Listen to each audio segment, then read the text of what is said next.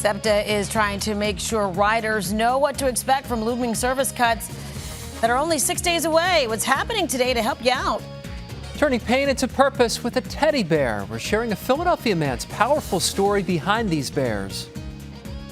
And new words are being added to the dictionary. You may not have heard of them, but your kids have. Those stories and more on today's edition of The Lineup. It is Monday, August 18th, 2025.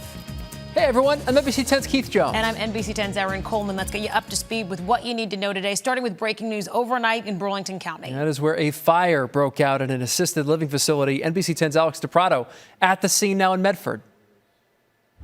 Dozens of firefighters called to this blaze here in Medford this morning. It broke out just after 2 o'clock at the assisted living facility here on Tuckerton Road.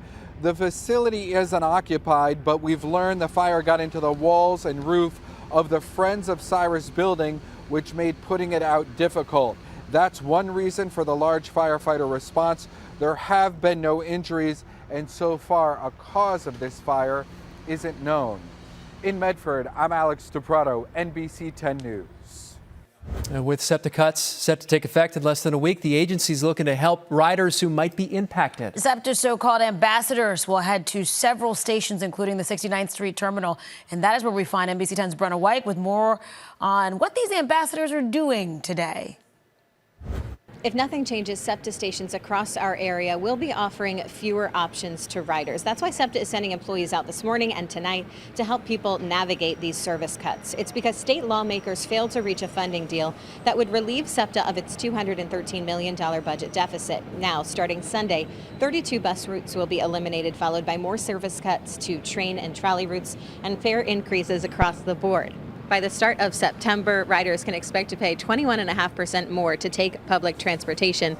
By the end of the year, we will all expect to see a 45% cut to SEPTA services. These cuts come a day before the start of school in Philadelphia. Many parents now scrambling to find responsible and safe transport for their kids, while commuters are shuffling their schedules to get to work on time. We talked to the Chief Planning and Strategy Officer, Jody Holton of SEPTA, who says she's disappointed this funding didn't get passed. We're disappointed at SEPTA, but we also know that we've done the best we can to cut so that it won't impact as many riders as possible. So we're just out here trying to give people information about how to plan for the next coming week. Ambassadors, SEPTA employees like Jody, are here to help find solutions. They are set to be here during both the morning and evening rush and at several other transit stations throughout the area. Now, Jody told us this morning she is hoping that state lawmakers will find the funding, and in that case, SEPTA can put those routes back in place, but they would need about a week to do so. Reporting in Upper Darby Township, Brenna Weick, NBC 10 News. Brenna, thank you. Students in Philadelphia, meantime, head back to school 1 week from today. And this morning, teachers and staffers return to the classroom early to get ready for the new year. Yeah, the district says they're also going to be doing some professional development this week. But it all comes as many families and school leaders are concerned about a potential teachers' strike. The Philadelphia Federation of Teachers is negotiating a new contract. Union members are asking for better pay and smaller class sizes. The deadline is August 31st. That is a week after the start of school. Also happening today, Frankfort High School in Northeast Philadelphia will reopen. The main building was closed back in 2023 because of asbestos. Well, since then, some students have been housed in a separate wing while others were sent to a different school. The school district spent nearly $30 million to mitigate and renovate the building. Today's ribbon cutting is set for noon. Happening this morning, crews will begin a construction project to improve safety along part of Vine Street in Center City. The work is happening between 8th and Broad Streets. It's expected to last through January. Starting today, there'll be periodic lane closures on weekdays between 7 a.m. and 4 o'clock in the afternoon. PennDOT says the project will remove a lane, cutting the street down to 2 lanes in both directions. The department says that'll make the street safer for walkers and cyclists. It's important to note here, this is not the Vine Street Expressway that we're talking about. This is just Vine Street. And starting tonight, drivers can expect lane closures on 95 between Allegheny and Cotman Avenues. Crews will block off 1 northbound lane and 2 southbound lanes between 9 and 5 a.m. The southbound lanes will also be completely closed between 11:30 p.m. and midnight. Workers will remove signs and install barriers. The northbound lane closures end on Wednesday. The southbound closures go into effect Thursday, or go on until Thursday, I should say. Well, if something in your life has become a burden, a man from Holmesburg in Philadelphia says he has the answer. NBC 10's Matt DeLucia shows us how pain pushed him to pursue his dreams. Eric Wyatt may not look like a guy who's into stuffed animals, but it's deeply personal. See, they're not just toys to Eric. They're a symbol inspired by his late mother. My mom came down with small cell carcinoma, lung cancer, and she was depressed and said she felt like a burden.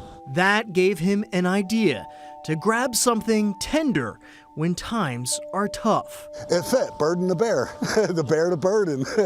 For years, he tinkered with designs, trying to find the perfect way to bring comfort and calm. Whatever's bothering them, whatever illness, disability, or emotional problem they're having, that's the burden. A bear for every cause. Lung cancer, diabetes, I even have Gold Star Family for fallen heroes. Turning pain into purpose. In 2015, I was in a severe car accident to where I was in a wheelchair for 3 months. I went through the windshield. I knew I had to be here for a reason. So when the pandemic hit, that's when I started my company and developed a prototype and everything. He's developed 13 prototypes so far and still raising money to get them to children's hospitals, senior homes, and everywhere in between. And now they can hug something soft and cuddly and let them know when words go silent that they know what the burden is and how to, overcome it. An homage to his own mama bear. My mom's smiling down on me. A smile to ease the suffering. A helping paw when life is a bear. Matt DeLucia, NBC 10 News. Great story there. Really nice, yeah. Burlington County Town, meantime, getting some high praise in a new ranking. Realtor.com has named Marlton's 08053 as the second hottest zip code this year. The company based its ranking on buyer demand and market competitiveness. People who live there say they love it because of the shopping, the restaurants, schools, and how close it is to the city and the shore. The hottest zip code is in Beverly, Massachusetts. That is near Boston. Philly Fanatic is revealing how he keeps his costume cool and smelling fresh all through the summer. The secret apparently is vodka and water, not to drink. The man who brings the Fanatic to life says that he mixes them in a squeegee bottle and sprays himself with it to keep away the nasty odors that come from sweating in the costume. Many professional mascot suits also have vents and fans, not the Fanatic's though. Instead, he heads to his dressing room for quick breaks. On the really stifling days, he only stays out in the crowd for 30 minutes before heading to cool off. I mean, that is crazy out there in 90-plus degree weather where it probably feels like 110 in the costume. Can't we get a fan in there, though? Right? Why can't we get a fan in there? Yeah, something like that. Hey, you can see the Fanatic tonight as the Phillies start a new series against the Mariners. First pitch at Citizens Bank Park is at 6:45. Well, for the first time ever, the Cambridge Dictionary is adding Gen Z words to its list. Okay, so the new words in its dictionary are skibbity, tradwife, and delulu. In case you don't know, skibbity doesn't necessarily mean one thing. It's kind of like a filler word like John. Tradwife means traditional wife who cooks, cleans, and posts on social media. Delulu is just short for delusional. Actually, they started using the Gen Z words in 2023. So this is actually the third year that they've done it. And do you remember what some of the words were before? Well, we mentioned them on the show. Riz was one of them, right? Riz. I remember Riz, that's a big one. But in this list that came out, I cannot stand the word skibbity. Because you hear it at your house all the time? Oh my God, I'm like, what is that? It is not like John. Like, I know we use that just to be like, oh, it's a filler word, but like John skibbity. is Philly, though. That's John been a is long Philly. time. Skibbity is awful. Right. I don't even understand where it came from. A lot of these words like Riz, charisma, okay, Yes. I get it, right? Like it's shorthand. Skibbity, like... It means nothing. Skibbity toilet, right? Yes, From and I don't even know if that's... video. Yeah, I don't even... I hesitated to say it because I was like, what am I saying? But yes, the skibbity toilet thing was like everywhere. And then the skibbity kept going on. I was like, all right, time to put that to bed. And now it's in the dictionary, so we're stuck with it. I looked at a list of Gen X and millennial words. Really? Yeah. Really? Can you name a Gen X word? Give me an idea. Give me one. Grody. Grody? Grody, like something's grody to the max. Oh. What about no, dope would be, that's not. Dope is one of them. Is dope one of them? Dope's okay. one of them. So Yep. I still use that. Bogus, gnarly, chill, dude.